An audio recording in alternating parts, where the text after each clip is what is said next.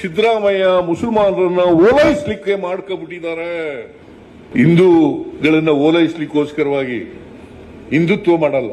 ನಾವು ಎಲ್ಲ ಧರ್ಮದವರು, ಎಲ್ಲ ಜನರು, ಎಲ್ಲ ಭಾಷೆಯವರು ಎಲ್ಲರೂ ಸಮಾನರು ಅಂತಕ್ಕಂಥ ಕಾಣ್ತಕ್ಕಂಥ ಪಕ್ಷ ಕಾಂಗ್ರೆಸ್ ಪಕ್ಷ. ಎಲ್ಲರ ಪರವಾಗಿದ್ದೀವಿ ಅಂತ ಗೊತ್ತಾಗಬೇಕಲ್ಲ. ಕಾಂಗ್ರೆಸ್ ಪಕ್ಷ ಮಾತ್ರ ಈ ದೇಶದಲ್ಲೇ ಎಲ್ಲ ವರ್ಗದ ಜನರ ಪರವಾಗಿರ್ತಕ್ಕಂಥ ಪಕ್ಷ. ಟಿಎಸ್ಪಿಗೆ ಇಟ್ಟಿರ್ತಕ್ಕಂಥ ಹಣವನ್ನ ಬೇರೆ ಬಾಬುಗಳಿಗೆ ಖರ್ಚು ಮಾಡ್ಕೊಬಿಟ್ಟಿದ್ದಾರೆ. ನೀವು ಸುಮ್ಮನೆ ಇದ್ಬಿಡ್ತೀರಿ? ಡು ಯು ನೋ, ಬಿಜೆಪಿ ಸರ್ಕಾರ ಇದ್ದಾಗ 8,300 ಕೋಟಿ ರೂಪಾಯಿಗಳನ್ನ ಎಸ್ಸಿಪಿ ಟಿಎಸ್ಪಿಗೆ ಇಟ್ಟಿದ್ದ ಹಣವನ್ನ ಖರ್ಚು ಮಾಡಿದ್ದವರು ಭಾರತೀಯ ಜನತಾ ಪಕ್ಷದವರು. You must understand this. SCP TSP ಕಾಯ್ದೆ ಮಾಡಿದವರು ಯಾರು? 2013 ಇಲ್ಲೇ ಆಂಜನೇಯ ಕೂದಿದ್ದಾನೆ. ನಮ್ಮ ಸರ್ಕಾರ ಬಂದ ಮೇಲೆ ಆಂಜನೇಯನ ಕೈಲಿ ಅದನ್ನು ಮಾಡಿಸಿದ್ದು, ಕಾನೂನು ಮಾಡಿಸಿದ್ದು. ಯಾರು ಕೂಡ ಇನ್ನು ಮುಂದೆ ಬದಲಾಯಿಸಕ್ಕಾಗಲ್ಲ. ಆ ಕಾನೂನು ಬದಲಾಯಿಸಕ್ಕಾಗುತ್ತಾ? 7D ಅಂತ ಇದೆ, ಡೀಮ್ಡ್ ಎಕ್ಸ್ಪೆಂಡಿಚರ್ ಅಂತ ಇದೆ. ಬಿಜೆಪಿಯವರು ಯಾಕೆ ರದ್ದು ಮಾಡಲಿಲ್ಲ? ಯಾಕೆ ರದ್ದು ಮಾಡಲಿಲ್ಲ?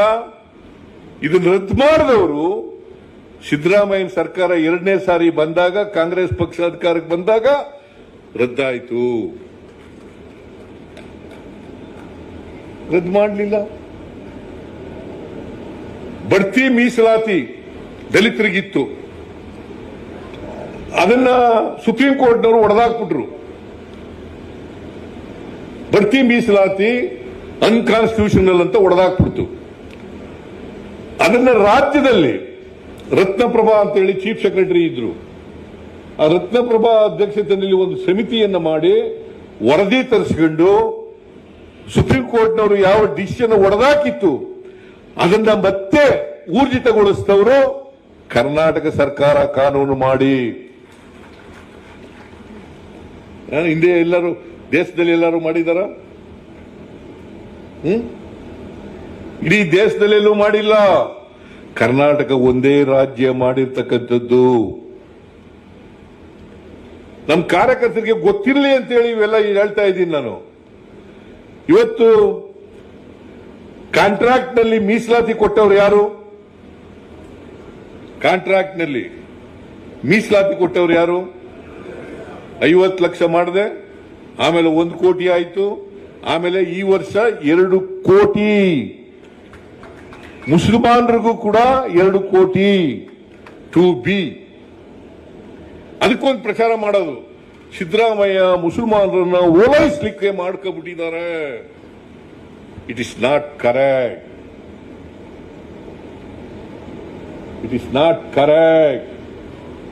ಅವ್ರನ್ನ ಓಲೈಸಲಿಕ್ಕಲ್ಲ, ನಮ್ಮ ಸಂವಿಧಾನದ ರೀತಿಯ ಅಂಬೇಡ್ಕರ್ ಅವರು ಹೇಳಿದ ರೀತಿಯ ನಡ್ಕಬೇಕು ಅಂತ ಕಾರಣಕ್ಕೋಸ್ಕರವಾಗಿ ಸಮಾಜದಲ್ಲಿ ಎಲ್ಲರಿಗೂ ಸಮಾನ ಅವಕಾಶಗಳನ್ನು ಕಲ್ಪಿಸಿಕೊಡ್ಬೇಕು ಅಂತ ಕಾರಣಕ್ಕೋಸ್ಕರ ಅಲ್ಪಸಂಖ್ಯಾತರು ಸೇರಿ ಈ ದೇಶದಲ್ಲಿ ಆರ್ಥಿಕವಾಗಿ ಸಾಮಾಜಿಕವಾಗಿ ಹಿಂದುಳಿದಿದ್ದಾರೆ. ಆ ಜನರಿಗೆ ನ್ಯಾಯ ಸಿಗಬೇಕು ಅಂತೇಳಿ ಮಾಡಿರ್ತಕ್ಕಂಥದ್ದು category 1, category 2A, category 2B ಮತ್ತೆ ದಲಿತ ವರ್ಗದವರು, ಪರಿಶಿಷ್ಟ ಜಾತಿ ಪರಿಶಿಷ್ಟ ವರ್ಗದವರಿಗೆ 2 ಕೋಟಿವರೆಗೆ ಮೀಸಲಾತಿ ಮಾಡಿರ್ತಕ್ಕಂಥದ್ದು ನಮ್ಮ ಸರ್ಕಾರ. ಇಡೀ ದೇಶದಲ್ಲಿ ಎಲ್ಲೂ ಮಾಡಿಲ್ಲ. ಇದನ್ನೆಲ್ಲ ಹೇಳ್ಬೇಕಾಗತ್ತೆ, ನಮ್ಮ ಜನರಿಗೆ ಹೇಳ್ಬೇಕಾಗತ್ತೆ. ನೀವು ಹೇಳದೆ ಹೋದ್ರೆ ನಾವು ಎಲ್ಲರ ಪರವಾಗಿದ್ದೀವಿ ಅಂತ ಗೊತ್ತಾಗಬೇಕಲ್ಲ.